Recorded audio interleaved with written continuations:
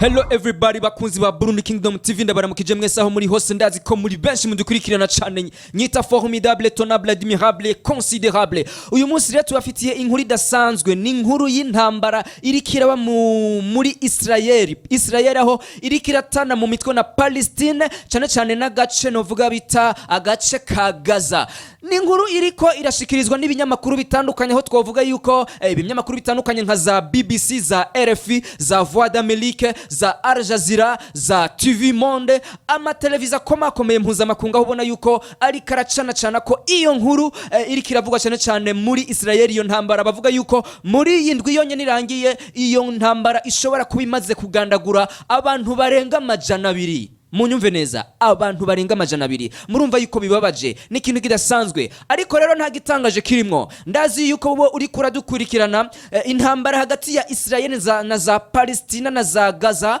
novuga yuko ari intambara imaze imyaka myinshi naho wabaza umuvyeyi wawe yakubwira ati twebwe mwana kuva tukivuka iyi ntambara twarayumva mu radio twarayumva hatandukanye ni intambara benshi bavuga yuko bizogorana kugira ngo ishobore kurangira aho ubona yuko hariho n'abavuga bati ni ntambara izorangira mpaka Yesu Kristo umwana w'Imana amaze kuza hano kwisi muti rero bimeze gute bakunzi ba BKTV twabwira yuko ari ibintu novuga bibabaje cyane ugutana mu mitwe hagati y'abanya Israel n'abanya Palestina kwabaye ndanse ibintu bigeze kure mbere nababwira yuko kwatumye ishira hamwe onirigabisha ko gushobora kuvamo intambara yeruye abayahudi n'abanya Palestina bamaze imyaka n'iyindi bahanganye none urashobora kwibaza ati none boba bapfiki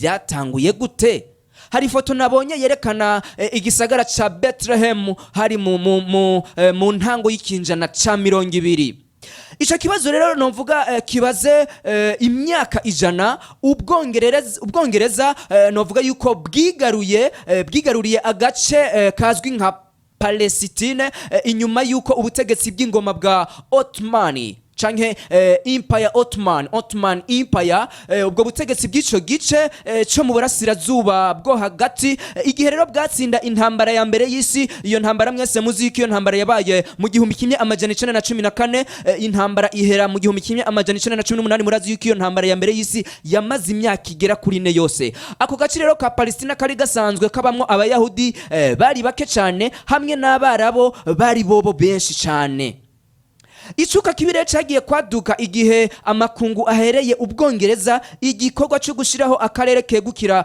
bwegu abayahudi hagati muri Palestina urumva babahaye agace kabo begukira mu bayahudi novuga yuko nakarere barazwe nabasekuruza babo ariko abarabo Palestina bo bavuga yuko ari ubutaka bwabo ari nico gituma rero novuga yuko bagwanije uwo mugambi w'ukuntu novuga abo bantu bashobora kuza kuhigarurira umugwanyi w'umuhari Hagnar wakorera novuga mu kinyegero imbere gato y'intambara yo kwikukira kwa Israel aho muzi yuko ukwikukira kwa Israel na mutakuzi kwabaye mu mwaka w'1948 umwaka w'1948 hagati rero y'imyaka y'1920 hamwe n'imyaka y'1940 igitigiri c'abayahudi bimukira muri ako karere carongerekanye cyane abenshi bagahunga itotezwa bariko baragirirwa ku mugabane wa Buraya abandi bakarondera amahungiro inyuma y'ihonyabwoko bakorewe mu ntambara ya kabiri y'isi yose indyane rero hagati y'abayahudi n'abarabo hamwe n'imigumuko yo kwiyamiriza ubutegetsi bw'abongereza navyo vyagenda vyiyongera muri ico gihugu mu 1947 oni yatoye itegeko rigaburamwo kabiri akarere ka Palestina hakaba ibihugu bibiri munyumve neza aha ndiko ndavuga aho izi ntambara ziriko zirakomoka kuko hariho benshi bariko baravuga ati mbega ko twumva abantu bapfa biriko biva kuki biriko bigenda gute rero oni imaze kugabura novuga ako karere ka Palestina hakaba ibihugu bibiri kimwe kikegugira abayahudi ikindi kikegugira abarabo hanyuma Jerusalem nayo ikaba igisagara gifashwe mu minwe n'amakungu iyo nteguro yaremewe n'abayahudi abayahudi bo barayemeye cyane ariko yiyamirizwa n'abarabo kandi ntiyigeze ishigwa mu ngiro munyumve neza ntiyigeze ishigwa mu ngiro ingabo rero za gisirikare z'abarabo bariko bararasana n'abagwanyi b'umuhari w'abayahudi wo bita Hagnar hari mu kwa gatatu 1948. Nobabwira yoro ishingwa rya Israeli ryabaye ikiza mu 1948, aho abategetsi b'Abongereza babonye ko bananiwe no gutorera umuti ibibazo, baciye bakura akarenge maze abategetsi b'Abayahudi baca batangaza ko bashinze igihugu ca Israel. Mwavyumvise? Abanyepalestina rero benshi baravyiyamirije, haca hakurikira itembagara. Ingabo z'ibihugu novuga bibanyi nazo zitera Israel, intambara biratanguye. Ibihumbi n'ibihumbi by'abanyepalestina barahunze, abandi nabo birukanwa mu ngo zabo muco bise Al-Nakba canke ico bita ikiza. Israel rero iriko irungika ingabo ku rubibe na Gaza, niryo bara ririko riragwa, hariko haragenda abasirikare benshi. Ubwo rero bw'intambara abantu bwabatekeye mu gihe novuga ibintu vyayangaye hagati ya Gaza na Israel. Israel irakora novuga ico bite apartheid canke HLW. Jerusalem rero amakungu asaba ko imishamirano ihagarara. Igihe intambara ihagarara novuga muri ico gihe harabaye amasezerano mu mwaka wakurikiye. Israeli yagenzura novuga igice kinini cy'igihugu. Yorodaniya iyo bita Jordani yigaruriye akarere kahavuye kamenyekana ku izina rya Cisjordani canke West Bank. Misiri nayo yigarurira akarere kitwa Gaza, ariko kakamwumva yuko Israeli iri kiragwana nako. Jerusalem rero yagabuwemwo kubiri, uburengero bwayo bwigarurirwa n'ingabo za Israel, ubuseruko nabwo bufatwa n'ingabo za Yorodaniya. Kubera ko amasezerano rero y'amahoro yabaye, uruhande rumwe rukagiriza urundi, imyaka 70 yakurikiye yaranzwe n'intambara zagenda zisubiriza, nizo zizo kumbere benshi bakuze bumva. Novuga yuko ari kintu novuga kidasanzwe, n'ibintu novuga benshi babona yuko novuga yuko biriko biraja ahantu habi. Israel rero yahavuye yigarurira ubuseruko bwa Jerusalem hamwe na Cisjordani hamwe n'imisozi yahitwa Golan muri Syria canke Syria Golan Heights, akarere novuga ka Gaza n'akarere ka Sinai kegukira Misiri. Mwese murahaza aho bita ku musozi Sinai, ngira ngo abasoma Bibiliya barahazi muri Misiri. Abenshi rero mu mpunzi z'abanyepalestina n'ababa mu bumanuko baba mu turere twa Gaza hamwe na Cisjordani hamwe no mu bihugu novuga bibanyi vya Yorodaniya, Syria na Libani, bobo izo mpunzi canke ababakomokako nta numwe yemererwa na Israeli gusubira mu gihugu. Israeli rero ikavuga ko igihugu cyo hava novuga kirengegwa bikabangamira ubutaka bwabo nk'igihugu c'Abayahudi. Intwazangabo rero z'igisirikare ca Israel zari zinjiye mu buseruko bwa Jerusalem inyuma yaho ingabo za Israel zifatiye ako gace ka Jerusalem muri ya ntambara y'imisi 6 hari mu 1967. Twebwe turagerageza gusukura tukatororokanya tukabazanira amakuru novuga asukuye cyane. Hari mu 1967 no habaye iyo ntambara y'imisi 6, intambara yabereye novuga muri ico gihugu. Gushika ubu rero nobabwira yuko Israeli iracagenzura Cisjordani hamwe kandi naho yahavuye novuga mu karere ka Gaza. Donc mu ncamake Cisjordani yavuye muri aka karere ka Gaza, munyumve neza. Oni rero yoyo ikirabona ko ako karere kari mu turere Israeli yigaruriye. Israeli icifata rero ko igisagara cyose cha Jerusalem ari umugwa mukuru wayo. Mu gihe rero abanyepalestina bobo bavuga ko ubuseruko bwa Jerusalem ari umugwa mukuru w'igihugu cyabo cha Palestina bakirondera. Leta zunze ubumwe za Amerika ziri mu bihugu novuga yuko biri kurushi vyemera ko igisagara cyose cha Jerusalem ari umugwa mukuru wa Israel. Vyumvikana rero mu yandi majambo, vyumvikana yuko leta zunze ubumwe za Amerika zisanzwe zishigikiye Israel.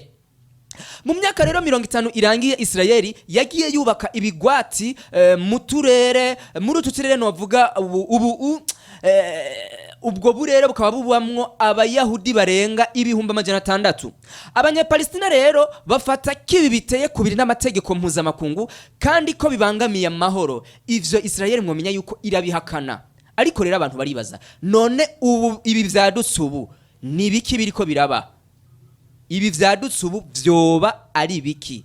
Harakunze kuba imishanirano myinshi hagati ya Israeli n'abanyepalestina baba mu buseruko bwa Jerusalem. Gaza rero na Cisjordani itwara n'umuhari w'abagwanyi b'abanyepalestina witwa Hamas umaze igihe ugwanya Israeli.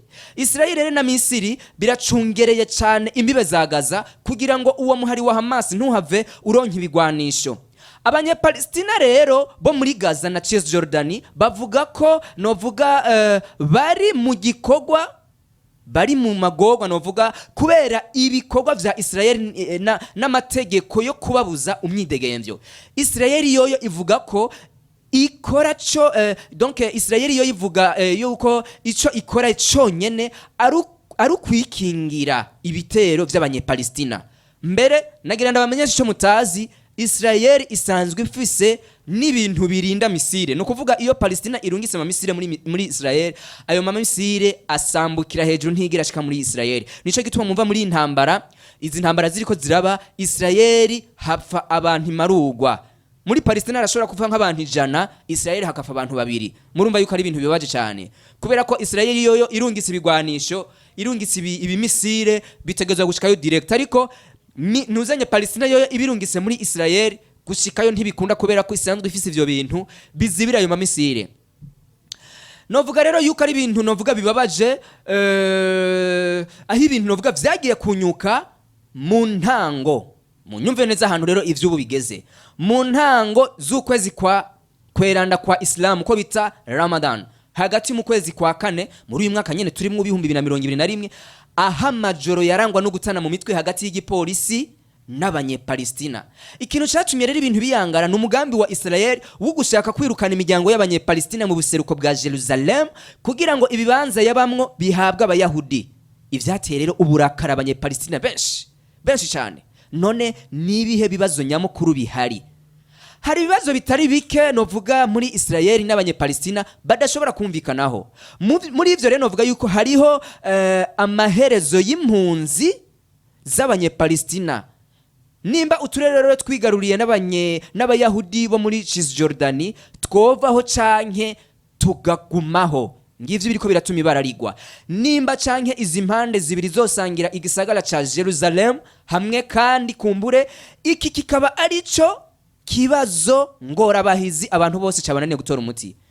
Kandi hakaba nimba hakwiye kuba igihugu c'abanyepalestina kibangabanganywe na Israeli. Muriko muravyumva? Ni ibintu bidasanzwe. Ibiganiro rero vy'amahoro bimaze novuga yuko bimaze imyaka irenga 25, ariko gushuka ubu ntibirashobora guhagarika indyane. None abantu barashobora kwibaza ati ibintu bigiye kugenda gute? Muri make ibibazo ntibigiye gutorerwa umuti ubu bwavu. Muri make ibibazo ntibigiye gutorerwa umuti ubu bwa vuba. Integuro ya vuba iheruka novuga yuko yari yateguwe na Amerika ku butegetsi bwa President Donald Trump. Integuro umushikiranganje wa mbere wa Israel Benjamin Netanyahu yise wewe yaciye yita amasezerano y'iki kinjana. Novuga yuko yari yiyamirijwe n'abanyepalestina benshi bavuga yuko yegamiye ku ruhande rumwe kandi akabataho yigeze agera. Ayo masezerano nta hamwe yageze. Amasezerano y'amahoro ayariyo yose azokenera ko impande zompi ziyemerera kugira ngo ibibazo ngorabahizi bitoregwe umuti. Gushika rero igihe bizoshobokera, intambara izobandanya yiha impumbi. Gushika ico gihe intambara abantu bazobandanya bapfa. None rero bakunzi ba BKTV, ibintu bigeze kure, abantu bariko barapfa muri Israeli barariko riragwa, ariko abantu bari baza ati none bizoherera hehe? Ibintu bizogenda gute? Israeli yoyo ifise ingufu nyinshi cyane, mu gihe indego zayo z'intambara za drone zikoreshwa mu ntambara hamwe n'ingufu zayo mu bijanye n'igendereza. Biyiha rero ubushobozi bwose bwo gutera ahantu hose bashatse, kandi igihe ishakiye muri Gaza. Ibandanye ivuga ko itera mu bibanza bizwi vya gisirikare gusa, ariko novuga bivanye nuko abantu baba muri Gaza ari benshi, usanga ibirindiro vya Hamas n'abagwanyi b'idini rya Islam vyegereye hafi cyane y'uturere tubamwo abantu. Mbere vyinyegeje ivyo bice vyinyegeje mu banyagihugu ku buryo ibitari ivyo arivyo byose vyamba bihitana abanyagihugu basanzwe. Amarokete rero n'amabombe birabandanya gucana ko hagati ya Israeli na Gaza. ubwo rero buratekera abanyayisirayeli n'abanyegaza mu gihe intureka yayangaye ubwo bw'intambara mu gihe ibintu vyayangaye aho hagati ya Gaza na Isirayeli ibara ririko riragwa. Hamas rero n'abagwanyi ba Islam naho batanganya ubushobozi na Israel nabo bafise ibigwanisho bibaho ubushobozi bwo gutera Israel. Baramaze kugerageza uburyo butari buke bw'intambara. Mu minsi heze Israel yarakoroye indege ya drone ishobora kuba yari y'intambara yariko igerageza kwinjira muri Israel ivuye muri Gaza. Umuvugizi wa gisirikare wa Israel yavuga ko ingabo zidasanzwe za Hamas zagerageje kwinjira muri Israel ziciye mu mwobo wava mu karere k'ubumanuko bwa Gaza. Gusa novuga yuko vyabonekanye ko igisirikare ca Israel cari camaze kugabishwa. Uyu muvugizi rero akavuga ko vyatumye iyi nzira yo mu kuzimu isambuka. Baciye bayisambura. Israel rero ikavuga ko za rocket ziharugwa mu bihumbi zatewe ziva muri Gaza kuva ku wa mbere mwijoro. Niho rero ibara ryatanguye kugwa. Abahinga rero ba Israel n'abandi b'abanyamahanga bemeza ko Iran yafajije cyane Gaza mu buryo bw'ubuhinga bujanye no guhingura ibigwanisho. Nico gituma rero ibirindiro vy'umukuru vy'umukuru ibirindiro novuga nyamukuru vyabangamiwe n'ibitero vy'indege za Israel vyari ububiko hamwe n'ibibanza bihingurirwamo ibigwanisho. Igisirikare ca Israel kiramaze gukora ibitero vy'indege bitari bike mu kwihoragaza ku bitero vyayo vya rokete. Kumenya rero ibitigira nyezina vya misile Hamas itunze n'ibintu bidashoboka. N'ibihumbi vy'ibigwanisho vy'ubwoko butandukanye. Ariko rero ikigaragara nuko igisirikare ca Israel coba gifise novuga ibitigira ingereranyo vy'ibigwanisho ariko idashaka kwerekana. Ikintu rero cyonyene uyu muvugizi yashoboye kuvuga nuko bemera ko Hamas ishobora kubandanya yihagaze ko mu kiringo kitari gito. Abanyapalestina bakoresha misile z'ubwoko butandukanye kandi zifise inguvu zidasanzwe zishobora kurasa kure kandi zishobora konona ibintu vyinshi. Biragorera kumenya amazina yazo ariko Hamas ifise ubwoko bwinshi butandukanye bwa misile zirasa hafi nk'izizwi nka Qassam zishobora gushika ku birometero 10 hamwe n'ibirometero 16. Ibizi nizi zitwa Quds 101 zishobora gushika ku birometero birenga 200. Izi zigashikirwa nizo mu bwoko bwa Grad zishobora gushika ku birometero 55 hamwe n'izitwa Sajir 55 nazo nyene zishobora gushika ku birometero 55. Izi rero kumbura nizo zigwiriye cyane mu bigwanisho vya Hamas ariko kandi hatibagiwe na za morti nazo zica zizunganira. Nizo ziza gukora ibara. Hagati aho rero Hamas irafise ubwoko butari buke bwa misile zishika kure nk'izizwi nka M75 zishobora gushika ku birometero 75 canke Fajar zishobora gushika ku birometero 100 canke L160 zishobora gushika ku birometero 120 hamwe n'izindi zizwi nka M302 zishobora gushika ku birometero 200. Ibi byose rero vyerekana ko Hamas ifise ibigwanisho bishobora gushika i Jerusalem na Tel Aviv kandi zikabangamira akarere kose gahana urubibe na Gaza gasanzwe kabamwo abanyagihugu benshi ba Israel kandi karimo inyubaka zikomeye z'igihugu. Ibigwanisho rero vyo gukingira ikirere kizwi nka Iron Dome vyasamburiye mu kirere za rocket zitari nke zitahira hasi. Za rokete zarungikwa na za Palestina canke za Gaza. Israel yacize ibomorera hejuru kuko yo murumva yuko idasanzwe. Yes, bakunzi ba BKTV twoshobora kugera kure ariko twabwira yuko ibintu bidasanzwe hariya muri Israel hamwe na za Palestina na za Gaza. Je numva umengo noshobora kubashimira abantu hose aho bari novuga yuko bosengera ivyo bihugu kugira ngo ibara ntiri haverigwa. Murumva yuko abanyagihugu baho bitoroshe. Turamaze kubona amasanamu yerekana abanyagihugu bo muri Israel muri za Palestina cyane muri za Gaza ubona yuko bariko bararaswa. Urumva yuko abanyagihugu bapfa ni benshi, abana, abatamakazi, abakuze n'ibintu bidasanzwe. Ariko rero Israel umenga nta nubwoba naho abanyagihugu bayo barira ariko leta yivuga ati twebwe turi tuko bamba twebwe nta ngorane nimwe. Ariko murumva yuko muri Gaza hoho ibara ririko riragwa. Yet nyita formidable tonable admirable twebwe nituzana ya makuru y'ibihuha tuzana makuru abatosoye turayatororokanya bikagenda neza. Ku munsi zo kuri kere tuzobabwira neza uko ibintu biriko biragenda naho ibintu biriko biragana. Ja muri commentaire wandika ati bro uriko urabikora neza ati bro aha wabesha ibintu uriko uravuga sivyo, umbeshuze ukaba wemerewe ko ushobora kumbeshuza umbeshuze, ariko sinibaze ko ushobora kumbeshuza. Twe tubazanira inkuru twatohoje kuko nta bintu vyo myibarabara tubazanira. Yes, ni Burundi Kingdom TV. Wamaze kugira subscribe, wamaze kugira commentaire, wagize ama partage menshi, numva umengo nashobora kubashimira mwese. Ciao.